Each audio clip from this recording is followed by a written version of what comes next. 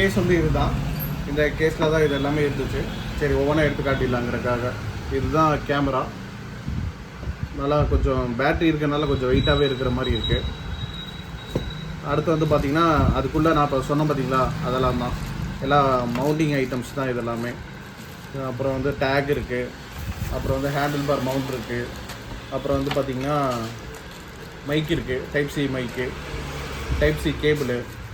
அப்புறம் வந்து பார்த்திங்கன்னா அதே மாதிரி தான் அது ஸ்க்ரூ மாதிரி இது. அது வந்து அப்புறம் வந்து பார்த்திங்கன்னா இது மவுண்ட் பண்ணுறதுக்கு ஸ்டிக்கர் வந்து 2, அந்த இது மவுண்ட் பண்ணுறது 2, அந்த ஸ்க்ரூ இன்னொன்று. அப்புறம் வந்து பார்த்திங்கன்னா இதில் 2 பேட்ரி இருக்குன்னா அதில் வந்து ஒரு பேட்ரி வந்து கேமராக்குள்ளே இருக்குது, இன்னொரு பேட்ரி வந்து இங்கே இருக்குது, ஹேண்ட்ஸ் கையில் இருக்குது. பேட்ரி வந்து பார்த்திங்கன்னா 1350 mAh பேட்ரி. இதுதான் பேட்ரி. பேண்டேஜ் இது எதுக்குன்னா ஹெல்மெட்டில் வந்து ஸ்ட்ராப் பண்ணி போடுறதுக்கு அந்த மாதிரி இதுக்கெலாம் வந்து இது யூஸ் ஆகும்.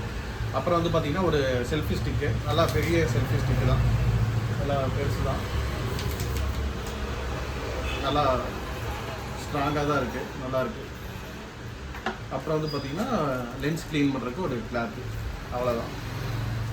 கேமராக்குள்ளே இப்போ பார்ப்போம் கேமராவில் எப்படி இருக்குது அப்படின்னு சொல்லிட்டு.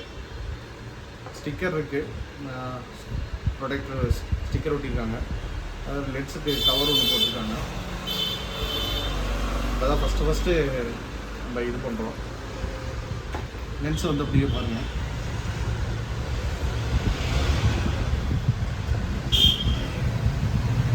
லென்ஸ் கவரை பிரிச்சிடலாம்.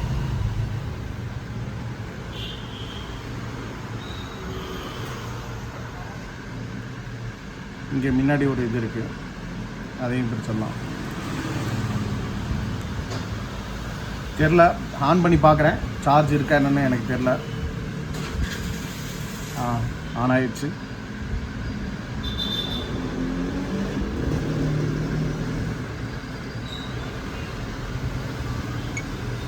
டச் கண்ட்ரோல் தான். இதில் வந்து பார்த்திங்கன்னா பாக்ஸில் என்னென்ன இருக்குதுன்னு போட்டிருக்குன்னா கேமரா இருக்குங்க, அப்புறம் வந்து டைப் சி வந்து மைக் இருக்குது, அப்புறம் ஒரு செல்ஃபி ஸ்டிக்கு, அப்புறம் 2 பேட்ரி, அப்புறம் 3mm ஸ்டிக்கரில் அந்த வந்து 2, அந்த ஹெல்மெட் மவுண்டில் வந்து 2, அப்புறம் வந்து அந்த த்ரெட்டு மாதிரி இருக்கும் அது வந்து 2, அப்புறம் டைப் சி கேபிள் சார்ஜருக்காக, அப்புறம் வந்து ஹேண்டில் மவுண்டு 1, அப்புறம் ஸ்க்ரூ வந்து 2, அதே மாதிரி பேண்டேஜஸ் வந்து 4, இதுக்கு ஒரு இது மாதிரி பேக் மாதிரி 1, இந்த அசசரிஸ்லாம் போட்டு வைக்கிறதுக்கு 1. அப்புறம் இதோட இது வந்து பார்த்திங்கன்னா டூயல் OLED ஸ்க்ரீன் இருக்குதுன்னு போட்டிருக்கு. இங்கே ஃப்ரண்ட்டில் ஒன்று, பேக்கில் 1. அப்புறம் வந்து அல்ட்ராவைட் லென்ஸ் இருக்குது, 6 ஆக்சிஸ் ஸ்டெபிலைசேஷன் இருக்குது, வெர்டிக்கல் ஷூட்டிங் மோட் அது தனியாக கொடுத்துருக்கேன்னு இருக்காங்க. அதே மாதிரி மோஷன் டிடெக்ஷன் இருக்குது, AS நாய்ஸ் கேன்சலேஷன் இருக்குது, ரிடக்ஷன் இருக்குது.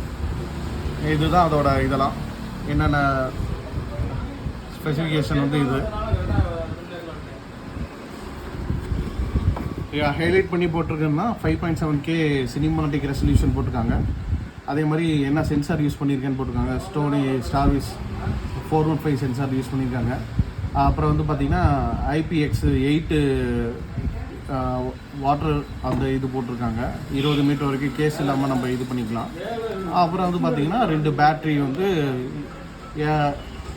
240 மினிட்ஸ். அதாவது இது வந்து கேமரா. இது செகண்ட் ஸ்க்ரீன் ஆன் பண்ணுறதுக்கு இதுக்கெல்லாம் வந்து பார்த்திங்கன்னா மெனுவில் இதெல்லாம் இருக்குது. வந்து பார்த்திங்கன்னா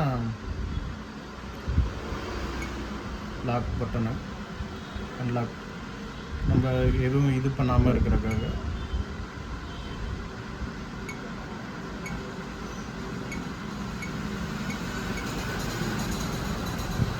பிரைட்னஸ், இந்த கிளிக்கிங் சவுண்டு, இதெல்லாம் அதோட சவுண்டு இது அட்ஜஸ்ட் பண்ணுறதுக்கு.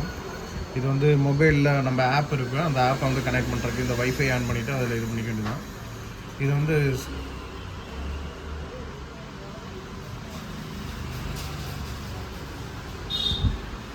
இமேஜ் வந்து அப்சைட் டவுனு. அப்புறம் வந்து பார்த்திங்கன்னா நம்ம கேமரா வந்து ஒரு வேளை இப்படி செட் பண்ணுவோம், இல்லை ஒரு வேளை இப்படி செட் பண்ணுவோம். அதனால் அந்த ஆப்ஷன்ஸ் எல்லாம் மாற்றுறதுக்காக இது வந்து பார்த்திங்கன்னா டெடிக்கேட்டடாக இந்த பட்டன் வந்து கொடுத்துருக்காங்க.